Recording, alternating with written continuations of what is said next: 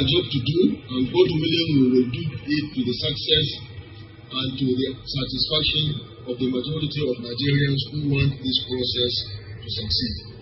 This is Odekura Onilu in Ilori, Kwara State.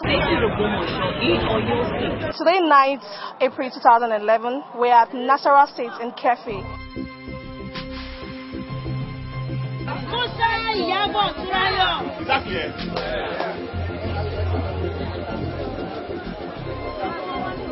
For the first time I've voted in this country, when I see it, something that even within me, I feel satisfied. He is there looking at me instead of guiding me for security. He's looking at what I'm doing.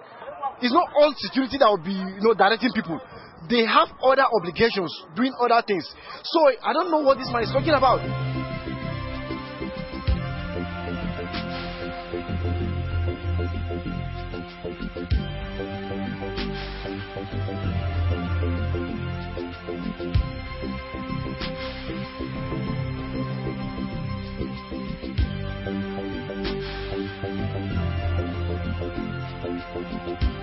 So far, so good, very peaceful, very orderly. It's a great period in the history of our great country, what we have seen that it has been achieved.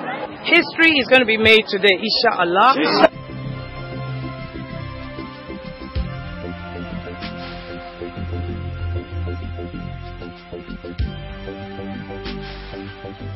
We need a qualified president. The second level is okay, it's very, very tight. They really try their best to do it's good. I want the person I want, I vote for him, he can deliver us.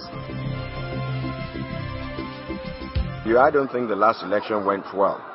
So, and I haven't seen anything to suggest to me that there will be any improvement this time around. These elections must be cancelled. They are useless, completely. It's a total negation of the pronouncement of the president respecting free and fair elections. I have said it repeatedly, we are prepared to defend ourselves, everything we have done as a commission.